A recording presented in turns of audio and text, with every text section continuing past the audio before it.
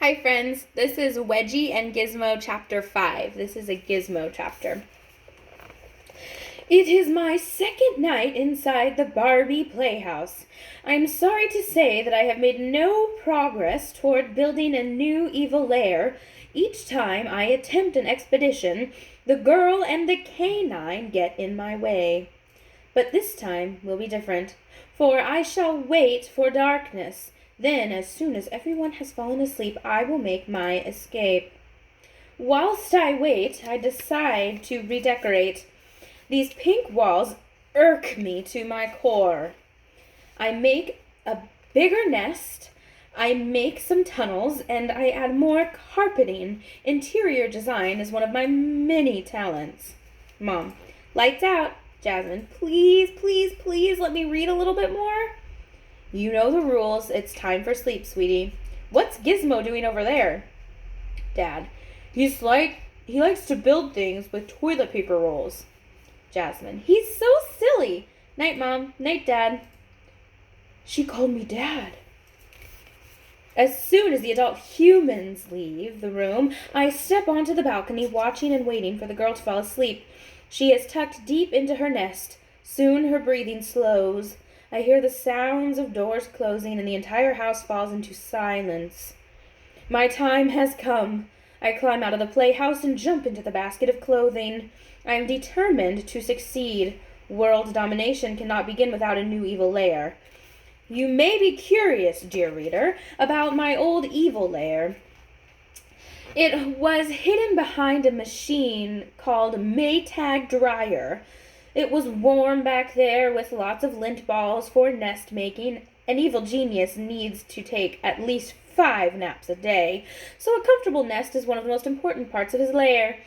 The site also provided plenty of privacy for writing letters to Guinevere. Guinevere is a tri-colored long-haired cavie who lived across the aisle from me at the Swampy's pet shop. Oh, how I loved watching her waddle on her wheel, a true athlete, a waddling champion. One day, whilst Guinevere was in the middle of training, Elliot came to the pet shop and offered to be my human servant.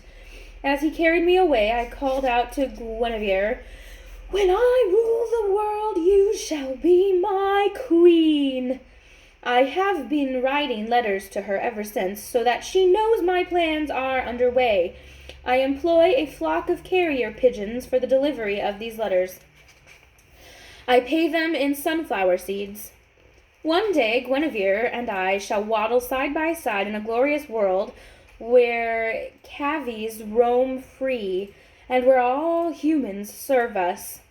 But until that day, I have work to accomplish, and thus I scurry across Jasmine's room, locate the Polar Expedition rucksack, which is lying next to a shoe, and make my way toward the exit. I stop for a moment, listening for the sound that canine might be up and about. It is quiet. That drooling beast is asleep somewhere. I shall do my best to avoid him, because when cavies are soft and round and low to the ground, we can move across floors as silent as lint balls. I traverse the length of the hall without interruption, stopping at first open door.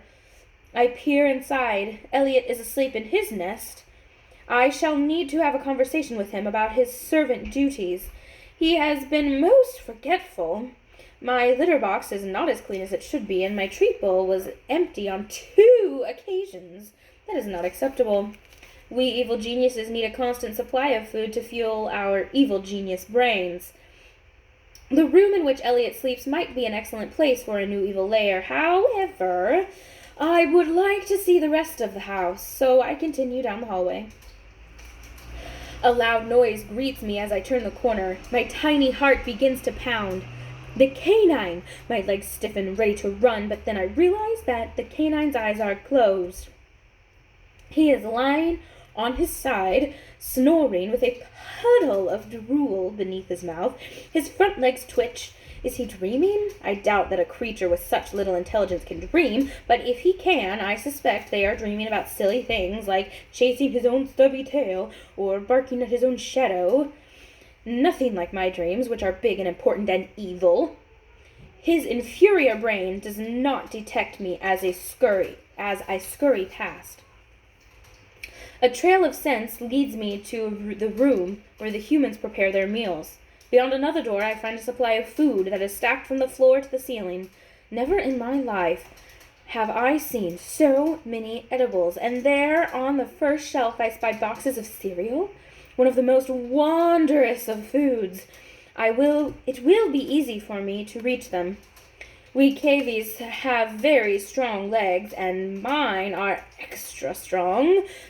Thanks to Guinevere, she inspires me to work out on my wheel in between my naps and my evil plan making.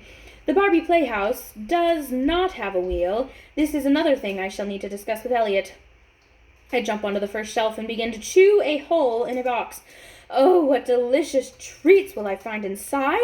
My rump wiggles with excitement, but it is crowded on that shelf, and my wiggling causes the box to fall on the floor. Upon impact, it opens, spilling the glorious contents. There are shapes, pink hearts, green clovers, and yellow stars. I prick my tiny ears, worried that the noise has alerted the canine, but he continues to snore. The feast is mine. I jump off the shelf and nibble on a yellow star. Joys of joys! It is marshmallow, my most favorite treat in the entire world. I'm not supposed to eat them. Elliot says they will make me sick, but I cannot resist. They are scrumptious. I dig through the whole box, eating as many as I can find. Just as I swallow the last shape, sunlight peeks through the kitchen window. Morning has arrived. I need to get back to Jasmine's room before the escape is discovered, and I have a new goal to add to my list. Once I take over the world, I shall make certain that cavies everywhere have as many pink hearts, green clovers, and yellow stars as they desire. I shall make marshmallow shapes the official food of cavies. I start waddling down the hallway, but it is difficult to move. There is a strange feeling in my belly. Jasmine. Mom, Dad, something's wrong with Gizmo. His tummy is huge. Elliot. What did you do to him? I didn't do anything to him. I love him. Jackson. Gizmo just farted. Jasmine. I didn't know guinea pigs could fart. Elliot. Dad, he looks sick. What should we do? And that's the end of chapter 5. We'll do chapter 6 in another video. Bye, friends.